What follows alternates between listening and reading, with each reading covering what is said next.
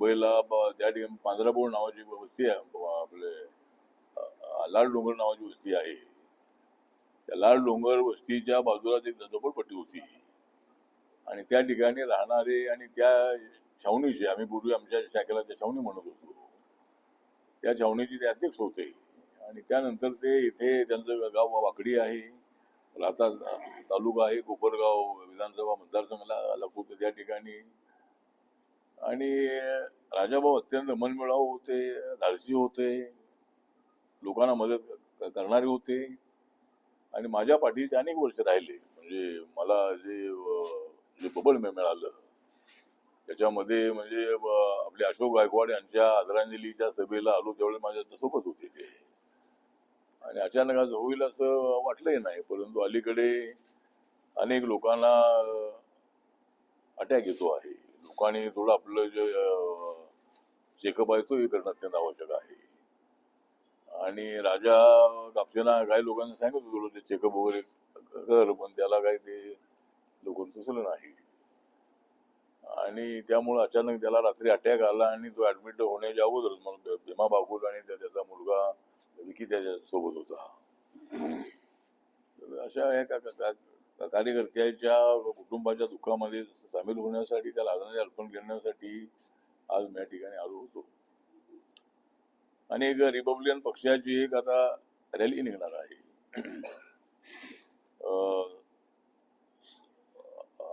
समता क्रांती मार्च या नावाने आम्ही एक रॅली काढणार आहोत साताऱ्यातून. सातारा या ठिकाणी बाबासाहेब आंबेडकर हे प्रायमरी स्कूलमध्ये शिकायला होते. त्यांच्या आईचं जे निधन आहे भीमाईचं ते त्या ठिकाणी झालं होतं आणि त्यांचं स्मारक त्या ठिकाणी आहे. तर म्हणून 14 ऑक्टोबरला आम्ही ती रॅली काढणार आहोत साताऱ्यातून. आणि कोल्हापूर आहे, सांगली आहे, सोलापूर आहे किंवा असं आपलं मराठवाडा आहे, विदर्भ आहे, उत्तर महाराष्ट्र आहे, ठाणे जिल्हा, ठाणे विभाग आहे, मुंबई आहे, कोकण आहे. आणि त्यानंतर त्याचा समारोप जो आहे आपण पुण्यामध्ये होणार आहे. त्याचे 2 विषय आहेत की बाबासाहेब आंबेडकरांनी 14 दशकाचा सत्याग्रह केला होता आणि त्याला 100 वर्ष 99 वर्ष पूर्ण 100 वर्षामध्ये आपण प्रवेश केलेला आहे. 19 आणि 20 मार्च 1927ला बाबासाहेब आंबेडकरांनी 14 दशकाचा सत्याग्रह केला होता आणि ही शताब्दी आहे. 14 तळे सत्याग्रहाची शताब्दी आहे आणि महात्मा ज्योतिबा फुलेंची जन्मशताब्दी आहे. त्यामुळे पुण्यामध्ये त्याचा समारोप करण्याचं आम्ही ठरवलेला आहे. आणि या दोन्ही विषयावरती आमची ही रॅली निघणार आहे. समाजामध्ये समता प्रस्थापित होणं अत्यंत आवश्यक आहे. दलितांवर काही ठिकाणी जे अत्याचार होतात ते थांबले पाहिजेत आणि दलित आणि सवर्ण आणि खुल्या मनाने अत्यंत आनंदाने राहावं अशाच पद्धतीची बाबासाहेबांची इच्छा होती आणि त्या पद्धतीने आमची रॅली निघणार आहे. आणि उत्तर महाराष्ट्रामधून म्हणजे आपले जळगाव जिल्ह्यातून ही रॅली 29 तारखेला ही आपलं मनमाड आहे, नंतर येवला आहे. येवला या ठिकाणी बाबासाहेब आंबेडकरांनी 13 ऑक्टोबर 1935ला एक परिषद घेतली होती आणि त्या परिषदेमध्ये बाबासाहेब आंबेडकरांनी भूमिका मांडलेली होती की आम्हाला जी अनटचॅबिलिटी आहे ती संपली पाहिजे. आम्ही सुद्धा हिंदू आहोत आणि आम्हाला हिंदू म्हणून सन्मान मिळाला पाहिजे. आम्हाला गावच्या पाणवठ्यावर पाणी भरायला मिळालं पाहिजे. गावातल्या मंदिरामध्ये आम्हाला जाण्याची संधी मिळाली पाहिजे. तर अशा पद्धतीनं बाबासाहेब आंबेडकरांनी ती परिषद घेतली होती. आणि जर मला आणि माझ्या समाजाला न्याय मिळाला नाही तर मी कदाचित भविष्यामध्ये धर्मांतर करीन असं सांगितलं होतं. आणि त्याप्रमाणे बाबासाहेबांना आणि त्यांच्या समाजाला काही न्याय मिळाला नाही, तेवढा सामाजिक न्याय आहे. त्यामुळे 14 ऑक्टोबर 1956ला बाबासाहेबांनी बौद्ध धर्माची दीक्षा घेतली होती. जरी बाबासाहेब बौद्ध झालेले असले तरी देशाचं संविधान लिहित असताना या देशामध्ये हिंदूंची संख्या मोठी आहे आणि या देशामध्ये समता आली पाहिजे. जात वेगळी असेल, धर्म वेगळा असेल, भाषा वेगळी असेल, गाव वेगळं असेल, स्टेट वेगळं असेल, पण आम्ही भारतीय म्हणून सगळे एक आहोत. ही बाबासाहेबांनी राष्ट्रवादाची भूमिका जी आहे ही साऱ्या देशाला देशासमोर मांडली. दलितांना सुद्धा त्यांनी सांगितलं की जरी आपल्यावर अत्याचार होत असले तरी देशाचं संरक्षण करण्याची जबाबदारी त्याच्यावर येईल. परकीय शक्ती ज्या वेळेला आपल्या देशावर अतिक्रमण करतील त्यावेळेला आपण सगळ्यांनी एक होऊन त्याचा मुकाबला करणं अत्यंत आवश्यक आहे. त्यामुळं बाबासाहेब आंबेडकरांनी राष्ट्राला फार मोठं मत दिलेलं आहे. संविधान लिहित असतानाही सगळ्या जातीच्या धर्माच्या लोकांना न्याय देण्याची भूमिका त्यांनी मांडलेली आहे. आणि रोटी, कपडा आणि मकान हा आमचा संविधानिक अधिकार आहे. प्रत्येकाला पोटभर खायला मिळालं पाहिजे, कपडा मिळाला पाहिजे, घर मिळालं पाहिजे. अशा पद्धतीचं जे तत्व आहे ते तत्व संविधानामध्ये आहे. आणि आता एक तर काँग्रेसचं सरकार अनेक वर्ष होतंय. काँग्रेस पक्षाच्या वतीने काही प्रयत्न झाले, पण ज्या पद्धतीनं लोकांना न्याय मिळाला पाहिजे होता असा न्याय मिळाला नाही.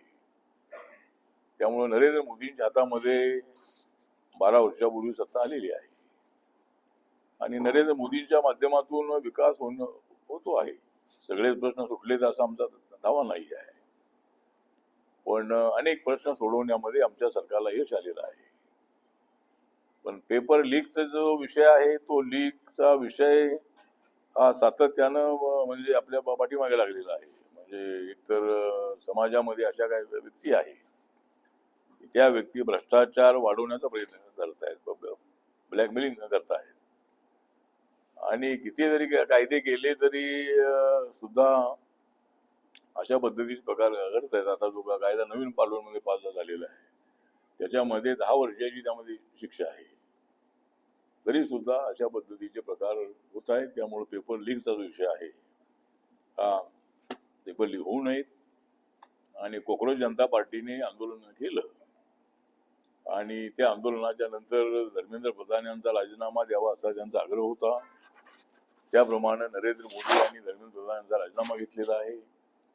त्यांच्या सगळ्या मागण्या मान्य केलेल्या आहेत आणि अशा पद्धतीने मला वाटतं की पेपर लीक होऊ नये. पेपर लीक सगळं समर्थन सरकारमधून आम्ही कोणी करतोय असा अजिबात नाही आहे. पेपर लीक होणं अत्यंत सिरियसच आहे, पण अशा पद्धतीचे प्रकार होऊ नयेत यासाठी नक्कीच सरकारच्या वतीने प्रयत्न केला जाणार आहे.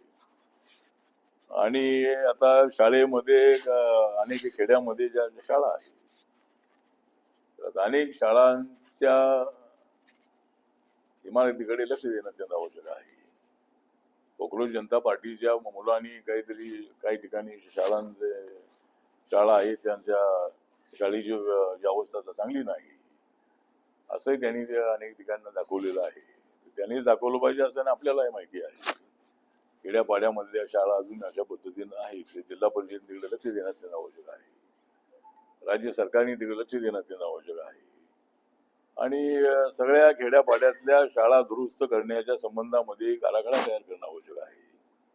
कोणत्या शाळेमध्ये किती कुठं इमारत आहे की नाही आहे, कुठं एखादी शाळा एखाद्या मंदिरामध्ये बरते का, झाडाखाली बरते का, आदिवासी पाडा असेल किंवा इतर गावं असतील, तर माझं राज्य सरकारला निवेदन आहे की त्यांनी या संबंधामध्ये सर्वे करण्यासाठी एखादी कमिटी नेमावी. आणि कमिटीचा विषय नाही, पण तशी अधिकाऱ्यांना आदेश द्यावे जिल्हा परिषदेला. आणि कोणत्या गावामध्ये अशा पद्धतीच्या इमारती कशा खचलेल्या आहेत, कुठं हे झालेले आहेत, कोणत्या ठिकाणी काय अडचणी आहेत त्या शाळेच्या, याचा पूर्णपणे जो आढावा आहे तो आढावा राज्य सरकारला द्यावा. आणि माननीय देवेंद्र फडणवीस यांना मी भेटणार आहे. आणि गावातल्या शाळा या चांगल्या असल्या पाहिजे त्याच्यामध्ये सरकारच्या वतीने प्रयत्न करावा. आणि माझी कॉर्पोरेटलाही नम्र विनंती आहे की आपण काय गावं दत्तक घ्यावी. ज्या पद्धतीने भूकंप झाल्यानंतर अनेक कॉर्पोरेटने गावं दत्तक घेतली होती आणि त्या ठिकाणी घरं बांधून देणे, त्यांच्या सगळ्या सुविधा देणे. तर काय कॉर्पोरेटचा जो CSR फंड आहे त्या CSR फंडातून काय मोठ्या मोठ्या कंपन्यांनी काही जिल्हे किंवा काही तालुके हातामध्ये घ्यावे आणि सगळ्या शाळा सरकारने कराव्यात आणि अशा कार्पोरेट लोकांनी कराव्यात अशा पद्धतीची आपली सूचना आहे. आणि बाकी आता राहुल गांधीजी हे सातत्यानं नरेंद्र मोदी टीका करत आहे. त्यामुळं मला असं वाटतं की राहुल गांधींच्या काळामध्ये सगळं घडत होतं. राहुल गांधींच्या काळामध्ये त्यांच्या पक्षाच्या काळामध्ये आमच्यावर अनेक वेळा लाठीमार केलेला आहे. आम्हाला अनेक वेळा जेलमध्ये टाकलेला आहे. त्यामुळं काँग्रेस जनता पार्टीच्या मोर्चावर झालेल्या लाठीचार्ज आम्ही समर्थन करत नाही. पण त्या ठिकाणी झालेला जो लाठीचार्ज आहे त्या सगळे जे आंदोलनकर्ते होते ते रेल भवन पर्यंत आले होते. रेल भवनच्या बाजूला पार्लमेंटचा भिंत आहे आणि त्या ठिकाणी बॅरिकेड तोडून त्या ठिकाणी अशा पद्धतीचे लोक बसत होते. पोलिसांवर दगड फेकण्यात आलेले आहे. तर आता त्या लाठीचार्जची चौकशी होत आहे आणि जे पोलीस दोषी असतील त्यांच्यावर कारवाई होण्याची मागणी आहे. त्या पद्धतीनं सरकार प्रयत्नशील आहे. आणि आता महिला आरक्षण बिल जे आहे ते सरकार त्याचा अभ्यास करत आहे. आणि आमचा प्रयत्न असा आहे की काँग्रेस सहित सगळ्या अपोजिशननी महिला आरक्षण बिलाला जसा 2023 मध्ये पाठिंबा दिला होता त्याप्रमाणे एक स्पेशल अधिवेशन घेण्याची सरकारची इच्छा आहे. आणि ज्या पद्धतीनं 23 मध्ये एक मताने बिल पास झालं होतं त्याप्रमाणे सगळ्या पक्षांनी जर पाठिंबा दिला तर 2029 मध्ये जर आरक्षण महिलांना लागू करायचं असेल तर लवकरात लवकर हे बिल पास होणं अत्यंत आवश्यक आहे. त्यासाठी सरकारच्या वतीनं काही पक्षाशी चर्चा सुरू आहे. आमचं बहुमत होतंय का याचा आम्ही अभ्यास करतो आहोत. पण जर एक मताने हे बिल पास झालं तर सगळ्यांसाठी तर चांगलंच आहे. तर म्हणून सगळ्या पक्षांना आमचं आव्हान आहे की ज्यावेळेला आता हे एखादं अधिवेशन सगळ्यांची बोलूनच अधिवेशन होण्याची शक्यता आहे. त्यामध्ये महिला आरक्षण बिल पास होईल आणि 29 मध्ये महिलांना आरक्षण मिळेल असा आम्हाला विश्वास आहे. पण किती जागा त्यामध्ये त्यांना द्यायच्या तर आता सरकारचं म्हणणं असं आहे की 20-25 वर्षानंतर जे डिलिमिटेशन आहे ही डिलिमिटेशन करण्याची पद्धती किंवा त्याचा नियम पण आहे. आणि मी शिर्डीमध्ये उभा राहिलो त्यावेळेला 2009 मध्ये हा मतदारसंघ रिझर्व्ह झाला होता. माननीय बाळासाहेब विखे पाटील 7-8 वेळेला मला वाटतं निवडून आले होते. आणि हा मतदारसंघ रिझर्व्ह झाल्यानंतर मी इथं उभा राहिलो होतो. त्यामुळे 20-25 वर्षानंतर डिलिमिटेशन होणं अत्यंत आवश्यक आहे. आणि एक मतदारसंघ हा फार मोठा मतदारसंघ आहे. म्हणून सरकारचा प्रयत्न असा आहे की जागा ज्या महिलांसाठी आहेत 273 जागा वाढवून ज्या 543 जागा ज्या इलेक्शनच्या आहे त्या मिळून 816 जागा पार्लमेंटच्या करायच्या लोकसभेच्या. आणि त्याचा फायदा सगळ्यांना होणार आहे. त्यामध्ये बीजेपीला किंवा एनडीएलाच फायदा होईल असं नाही आहे. त्यामुळं आता आमचा प्रयत्न असा आहे पण आता सगळ्याची बोलून आम संमतीनं जर हे बिल पास होत असेल तर चांगली गोष्ट आहे. श्रावण वाघमारे असतील, अशोक गायकवाड असतील, नेतृत्व आहेत आपली युवक आघाडी आहे, सगळी कमिटी आहे. आता इतर सगळ्या संसारच असा आहे की माणूस एक ना एक दिवस जाणार आहे. पण जे जसे गेले श्रावण वाघमारे तर आमचे जिल्हा परिषद मेंबर राहिले, या ठिकाणचे जिल्ह्याचे अध्यक्ष राहिले आणि ते आम्हाला ते आज आमच्यामध्ये नाही. अशोक गायकवाड अचानक एका मोर्चाच्या अनाउन्समेंटच्या वेळेला त्यांना अचानक चक्कर आली आणि त्यामध्ये त्यांचा मृत्यू झाला. राजा कापसे यांचा असं झालेलं आहे. त्यामुळे नवीन तरुण नेतृत्व जे आहे ते पुढे आणणं अत्यंत आवश्यक आहे. युवकांची जी ताकद आहे नंतरच्या काळामध्ये पाहिलेलं आहे की रसरसलेले असंख्य असणारे तरुण होते आणि आता त्यांचं वय वाढलेलं आहे. त्यामुळं त्यांनी सुद्धा पक्षात राहायचंच आहे. पण नवीन पिढीला पुढे आणणं अत्यंत आवश्यक आहे आणि त्या पद्धतीनं आमचा प्रयत्न सुरू आहे. या ठिकाणी नाना त्रिभुवन आमचा इथला शहराचा अध्यक्ष आहे, तो ऍक्टिव्ह आहे. त्याचा ऍक्सिडेंट झालेला आहे. पण त्याचे 3-4 भाव मी ज्या घरी जाऊन आलो होतो त्याचा ऍक्सिडेंट झाले असल्यामुळं असे थोडे आर्थिक सुद्धा आमच्या कार्यकर्त्यांनी थोडंसं ऍक्टिव्ह म्हणजे आर्थिक सुधारणा करण्याचा प्रयत्न करणं आवश्यक आहे. सरकारी योजनांचा फायदा उठवला पाहिजे. तर आता आपला तुझा जो प्रश्न आहे तो नवीन पिढीला पुढे आणण्याचा आमचा नक्की प्रयत्न आहे. आरक्षणाचा तिढा तसा जवळजवळ सुटलेला आहे. कारण राज्य सरकारने एकनाथ शिंदे मुख्यमंत्री असताना आणि मनोज जरांगे पाटील यांच्याशी माझे अत्यंत चांगले संबंध आहे. आणि मराठा समाजाने मागणी करण्याच्या अगोदर मी मागणी केलेली आहे की मराठा समाजातल्या आर्थिक मागासलेल्या कुटुंबांना रिझर्वेशन मिळालं पाहिजे. तर आता एक तर असं आहे की सगळ्या मराठ्यांना कुणबी म्हणून सर्टिफिकेट द्या हे अजिबात शक्य नाही. पण जरांगे पाटील म्हणतात त्या पद्धतीनं ज्या नोंदी सापडलेल्या असतील आणि खरोखर तो कुणबी असेल तर त्याला ओबीसी म्हणून आरक्षण द्यायला काही हरकत नाही आहे. पण सगळ्याच मराठ्यांना ओबीसी म्हणा असं म्हटलं तर ते कोर्टामध्ये विषय गेला तर कोर्ट त्याला मान्यता देणार नाही. कारण मराठा समाज हा क्षत्रिय आहे. आणि त्यामुळं जेवढ्याला कालेलकर कमिशनच्या वतीने जेवढा अभ्यास झाला तेवढ्याला हिंदू समाजातल्या कोणत्या जाती मागास आहे त्यामध्ये मराठा जात काही त्यामध्ये आलेली नाही आहे. कुणबी जात आलेली आहे. आणि विदर्भातले कुणबी हे ओबीसी मध्ये आहे. आणि कोकणातले मराठा कुणबी हे ओबीसी मध्ये आहे. मराठवाडा, पश्चिम महाराष्ट्र, उत्तर महाराष्ट्र या ठिकाणचे जे मराठा आहेत त्यांची कुठं नोंद अशी कुणबी नाही आहे. पण जरांगे पाटील साहेब म्हणतात त्याप्रमाणे म्हणजे ओबीसी जसा आपला शेतकरी आहे, फार्मर आहे, तसे मराठा फार्मर आहेत, ओबीसी मध्ये फार्मर आहे. आणि ओबीसी आरक्षण देताना तिथं क्रिमिनल लावण्यात आलेलं आहे. 8 लाखाच्या आतमध्ये ज्यांचं उत्पादन आहे त्यांनाच आरक्षण द्यायचं. सगळ्या ओबीसीना आरक्षण मिळत नाही आहे. ज्यांचं उत्पादन 8 लाखाच्या आतमध्ये अशाच मिळतंय. आणि अनेक कुटुंबांची मागणी आमच्याकडे आलेली आहे की बाबा हे 12 किंवा 15 लाख करा. म्हणजे सध्या इकॉनॉमी पण पुढे डेव्हलप होते तर अशी मागणी आहे. तर आता महाराष्ट्र सरकारने मराठा समाजाला 10% आरक्षण दिलेलं आहे. त्यानंतर जे आपली हे काय त्यांची संस्था कुठली आहे मराठ्यांची सारथी तर सारथीला चांगलं बजेट दिलेलं आहे. मराठा मुलांसाठी हॉस्टेलची सुद्धा स्कीम त्या ठिकाणी राबवण्यात येत आहे. त्यांना ओव्हरसीज स्कॉलरशिप देण्यात येत आहे. आणि अनेक त्यांना स्किल ट्रेनिंग जी आहे, नोकरीसाठी स्किल ट्रेनिंग जी आहे. तर अजून अशा काय मागण्या जरांगे पाटील यांनी करायला हरकत नाही आहेत. म्हणजे सगळीच कुटुंब, सगळेच मराठा श्रीमंत नाहीत या त्यांच्या मताशी मी सहमत आहे. आणि मग आता जे आम्ही आमच्या मंत्रालयाने मोदी सरकारने निर्णय घेतलाय 10% आरक्षण ईडब्ल्यूएसला, इकॉनॉमिक विकर सेक्शन, आणि त्याच्यामध्ये मराठा समाज बसतो. त्यामुळं त्याचा फायदा त्याला कसा मिळेल.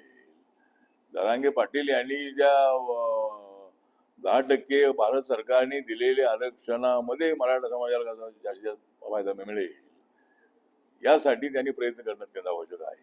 सगळ्या मराठ्यांना कुणबी म्हणून आरक्षण द्या असं म्हटलं तर ते शक्य होणार नाही आहे.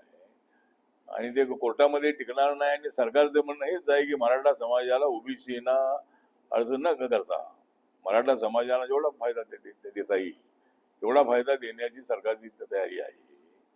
त्यामुळं मला असं वाटतं की जरांगे पाटील यांनी एकदा मुख्यमंत्र्यांची बैठक घ्यावी. आणि पण त्यांच्या मताची मी समज आहे की ज्याची कुणबी नोंद आहे त्याला ओबीसी मधून आरक्षण मिळालं पाहिजे. सगळ्या मराठ्यांना सरसकट ओबीसी म्हणा असं म्हणता येणार नाही.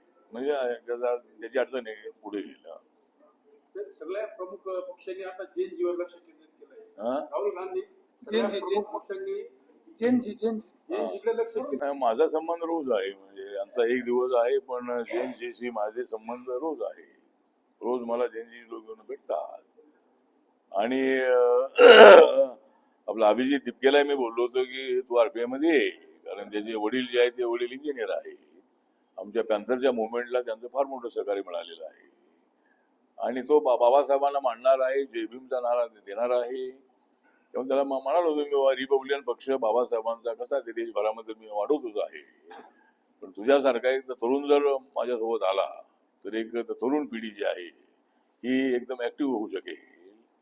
आणि तुला हवामानाचा चांगला अंदाज आहे, मला तुझा अंदाज आहे. त्यामुळं तू आमच्यासोबत ये.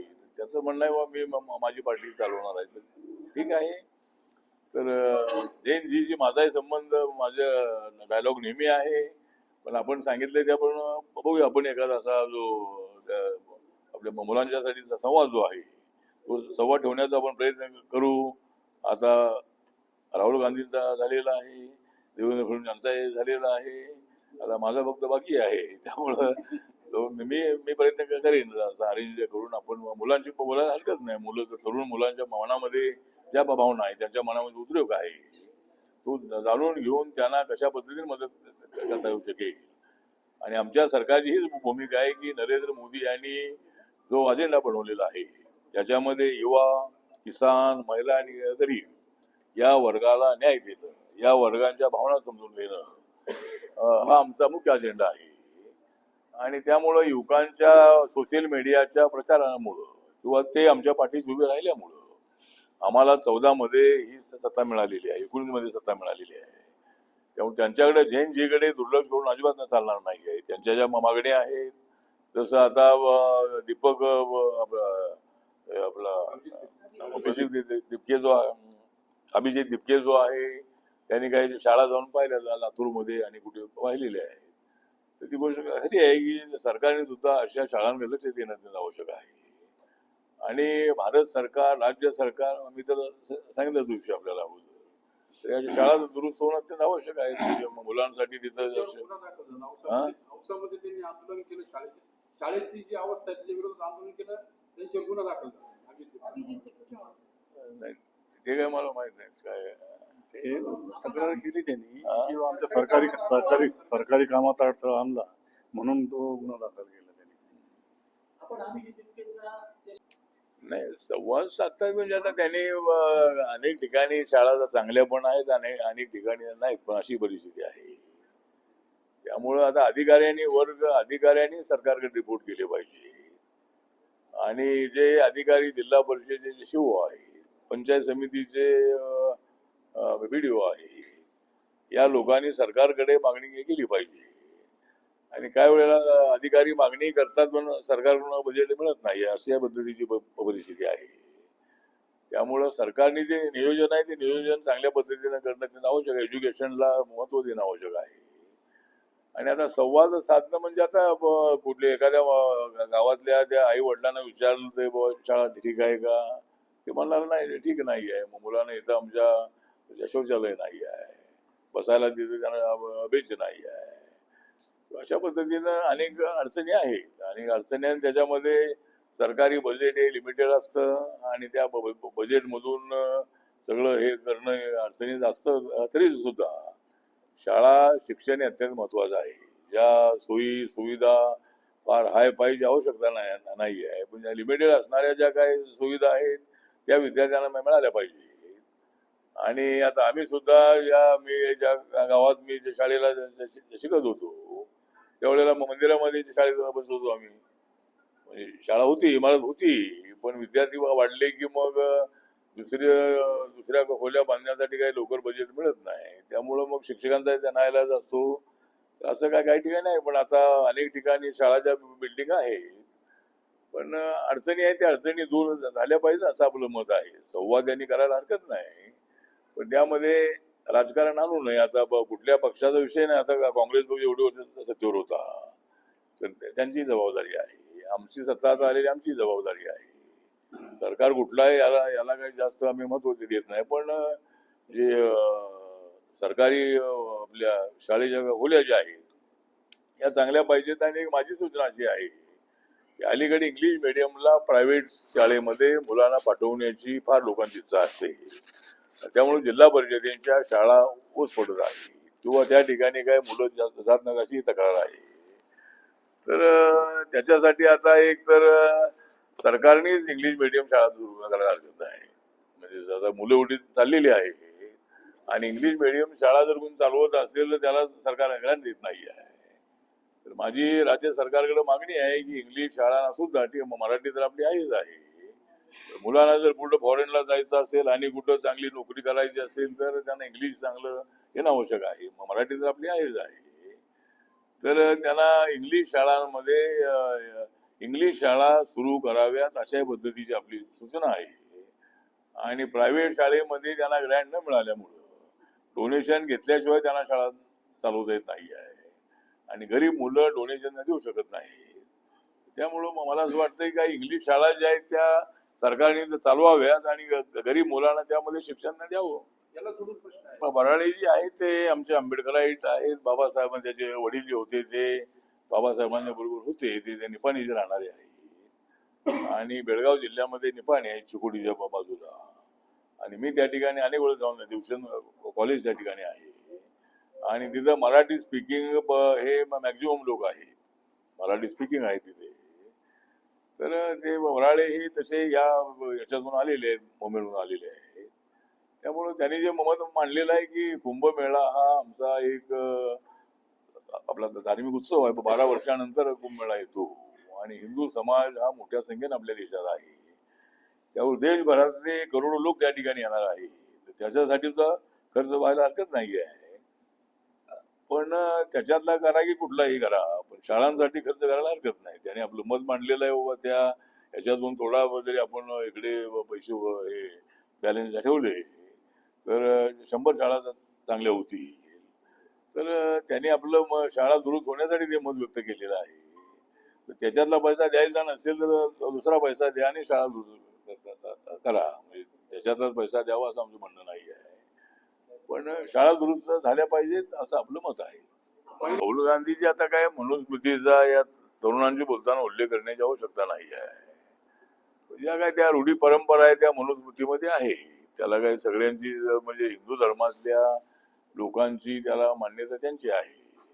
त्याला आम्ही बुद्धिस्ट आहोत, आमची काही त्याला मान्यता नाही आहे, पण सर्व धर्म समभाव ही भूमिका संविधानाची आहे. त्यामुळे प्रत्येक धर्माने आपापल्या पद्धतीनं वागावं अशी भूमिका आहे. पण बाबासाहेब आंबेडकरांनी मात्र महिलांना न्याय मिळाला पाहिजे.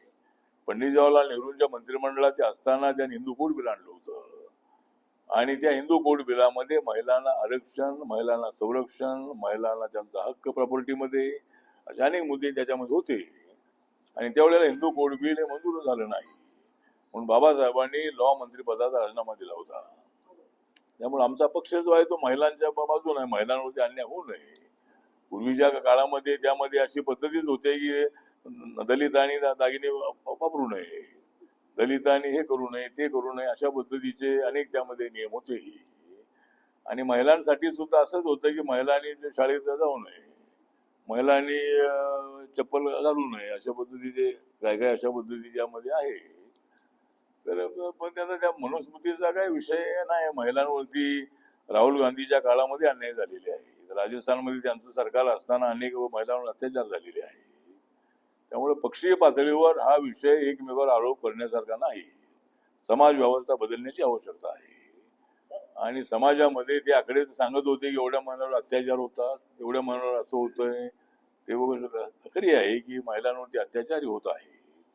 आता अत्याचार बलात्कार करणाऱ्याला फाशी सजा देण्याचा कायदा आहे, तरी रोज वर्तमानपत्रामध्ये आणि मीडियामध्ये येतंय बाबा इथं अत्याचार झाला, तिथं बलात्कार झाला, तिथं 2-3 वर्षाच्या मुलीवर झाला किंवा असे अनेक आमच्या तरुणींवर झाला. तर आता ही बाब नीतिमत्ता पूर्णपणे घसरत गेलेली आहे. म्हणजे बाप सुद्धा आपल्या मुलीवर अत्याचार करतो अशा पद्धतीच्या घटना आहे. त्यामुळे आता कायदा तर आहेच आहे, पण आता या लोकांना काय हे नीतिमत्ता राहिलेली नाही आहे. त्यामुळे याच्यावर एक विशेष असा कार्यक्रम तयार करणं अत्यंत आवश्यक आहे. गावागावामध्ये अशा पद्धतीचे शिक्षण मिळालं पाहिजे. पण आता लोकांची भावना, त्यांची जी काय अशी परिस्थिती आहे, त्यामुळे राहुल गांधी यांनी राजकारणासाठी त्याचा उपयोग करू नये, सामाजिक विषय म्हणून त्याच्याकडे पाहावं. आणि अत्याचार होता दिवस खरी आहे, ते काय मोदी आल्यानंतरच अत्याचार होत आहेत असा आरोप करण्यात तथ्य नाही आहे. आमच्या काळात ते अत्याचार होत आहेत, आम्ही ते थांबवण्यामध्ये आम्हाला काही पूर्णपणे यश आलेलं असं नाही आहे. दलितांवर आता आर्टिकल 17 प्रमाणे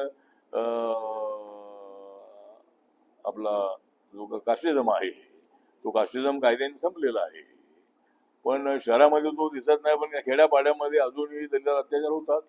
त्यामुळे हे सगळं थांबवलं पाहिजे असं आपलं म्हणणं आहे. मध्यंतरी 1000 कोटी रुपये दिलेले होते आणि आता NSFDC जी माझ्या मंत्रालयाची आहे national scheduled caste finance development corporation, आणि त्या ठिकाणी 10 लाख 20 लाख 30 लाख 35 लाख असे पैसे तिथून मिळतात. पण महाराष्ट्र सरकारकडून गॅरंटी जी आहे, गॅरंटी मिळाल्याशिवाय किंवा आमच्याकडे ते प्रस्ताव पाठवल्याशिवाय तिथून पैसे मंजूर होत नाही आहेत. तर आता महाराष्ट्र सरकारने महात्मा फुलेची गॅरंटी 300ची, अण्णाभाऊ साठेची 100ची आणि लिडकॉमची 50 कोटीची गॅरंटीला मान्यता दिलेली आहे. आणि तो प्रस्ताव आता दिल्लीला पोहोचला.